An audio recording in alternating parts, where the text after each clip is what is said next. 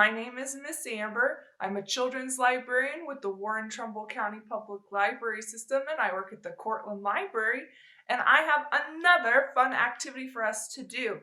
So today we are going to be making salt dough. Salt dough is a really fun craft that you can use to make ornaments, sculptures, impressions, bowls, things like that. And it can be a little bit messy. So today I have on my apron and I have a nice clear space. We're going to want to make sure that you stop and take time to wash your hands before you get started on your project. And about halfway through, you're probably going to want to stop and wash your hands too. So be sure you have access to those things. All right, let's see what we have here to get started today. So what we have here is I have a piece of wax paper, a nice long piece of wax paper. I'm going to lay that down here in front of me. I have a bowl. I have some salt. I have some all-purpose flour. I have measuring scoops. I have 1 cup measuring scoops and a 1/2 cup measuring scoop. I have some water in this cup here. And then I have some cookie cutters. And the last thing you'll need is a rolling pin. If you don't have a rolling pin, you can use a cup that doesn't have a handle on it or something like that. I unfortunately only have this small jar, so I will be using a baby food jar today as my rolling pin. But that's what we need, so let's get started. So first, what we're going to do, we're going to take our bowl and we're going to add 2 cups of flour. I'm going to take my cup measure here and I'm going to add 2 cups of flour.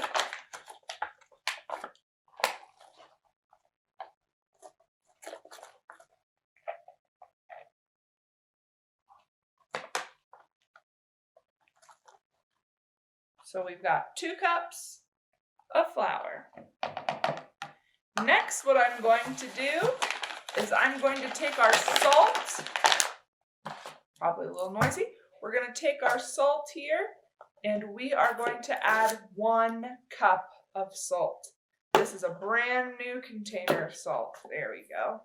And we want 1 cup of salt. 2 cups of flour, 1 cup of salt.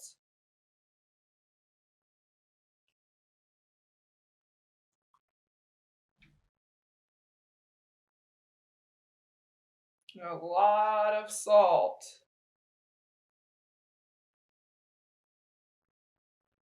All right, and we've got our 1 cup of salt. And what we're going to do next is we're going to mix them together. So I have this little spoon here. I'm going to mix those dry ingredients together. Awesome work. All right, next what we're going to do is we're going to add a 1/2 cup of water. You can try different things here. Some recipes call for warm water, some say cold, room temperature.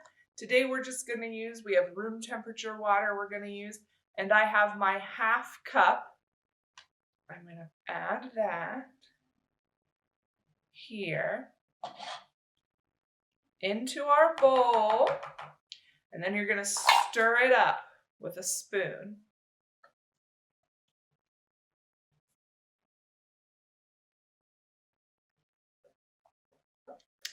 If you've ever helped bake in the kitchen, making cookies or boxed cake, you will kind of see the consistency change from powder. Oops, I'm going to spill it everywhere. Some powder to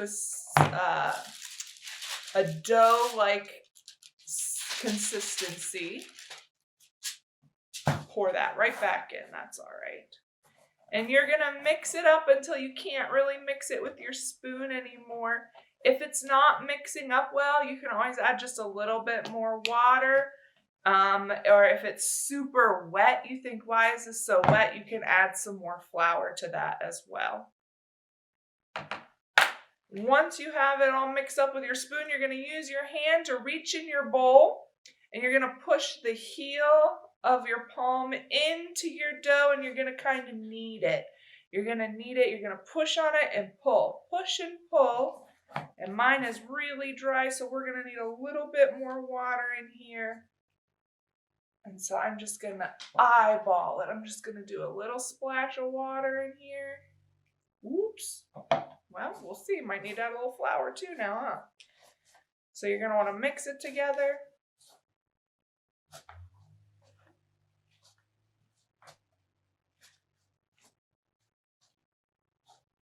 Until you can form it in a ball here. Let's see.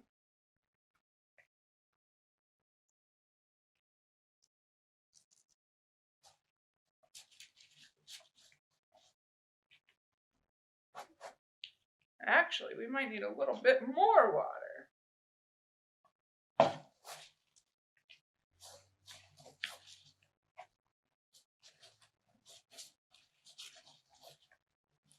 All right.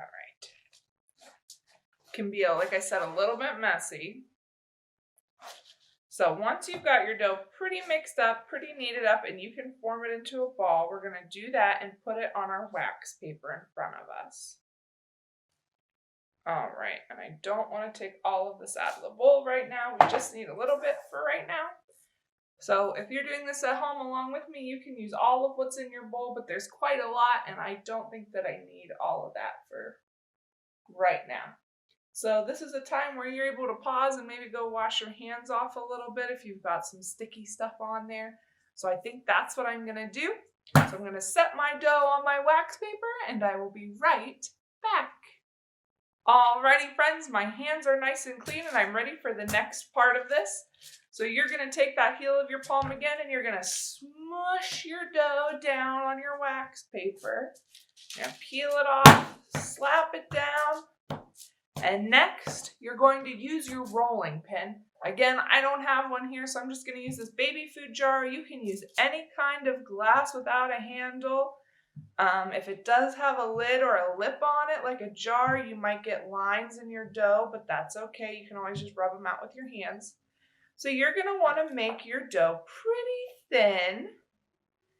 Think about the thickness of a gingerbread cookie, a gingerbread man, or even a sugar cookie. You don't, once they're all baked, you know that thickness that they can be. That's what we're looking for. So we're gonna roll it out nice and thin.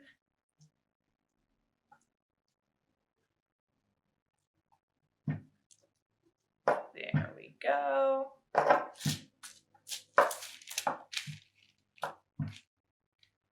And you can do this multiple times and try them at different thicknesses. You want to try some that are thin, some that are thick, just to see how they go. Feel free. All right. So that looks good to me. So what you do next is you're going to take your cookie cutter. Let's see what I have in my cookie cutter bag here. I've got a pumpkin. I've got a turkey. And I have a leaf. So we're going to take our cookie cutters and we're going to push them onto our dough. If you don't have cookie cutters, but maybe you have Play-Doh at home, you might have Play-Doh cutters that you can use. If you don't want to make shapes cut out, you don't have to. You can just use the salt dough to make different shapes and different things. Once you've cut with your cookie cutters, if that's what you're doing, you're going to pull away the extra. And then you can use what you peel away. You can use this leftover bits to make more. But you should be left with shapes like this. Now, once you've done this several times and you used all the dough that you have, what you're going to do is you're going to take your wax paper that your shapes are on. Uh-oh. I'll fix that. You're going to take the wax paper that your shapes are on, and you are going to put it on a cookie sheet, and your grown-ups are going to help you put them in the oven. Now, grown-ups, we're going to bake these at about 250 degrees for 2 to 3 hours. You really want these to dry out. The more you dry them out, the longer that they will last. So I have pre-baked some of these for us to take a look at. So what I'm going to do is I'm going to move our wax paper up here out of the way. And I'm going to pull, I have this little dish, a little tin here, with our shapes and things in them. So here is what the turkey looks like. I poked little holes in these so that you can thread them to hang them up if you want to hang them around the house. You can add food coloring. I know this one's not very dark. I didn't use a lot of food coloring, but you can add food coloring if you don't want to paint them. If you just want them to be that color, you can do that. There's a little bit of orange food coloring in the pumpkin. You can also add spices. You can add nutmeg or cinnamon if you want them to be scented. You can do that. Maybe you just want to paint them. You can do that as well. And like I said, you can also do things. Oh, here's our turkey got painted. You can do other things as well. You don't have to just use cookie cutters. Here I saw somebody made a melted snowman. So you can do something like that. And again, you can hang it or not. You don't have to. Or you can do something totally on your own, whatever you want. I made here a very tiny giving tree book that I'm going to hang up in the library. Once you have painted, if you want to paint those, or if you don't want to, the last step would be to seal it. I don't have any of that here, so I will be taking them home again. I forgot to bring my own Mod Podge, and I will be Mod Podging these. That just makes them last even longer. I have some ornaments that I made when I was in elementary school, so that was a long time ago. So they really can last a long time if you seal them properly. Anyway, I hope you have fun doing this craft. I love making these videos with you guys, and I hope to see you at the library soon. Bye!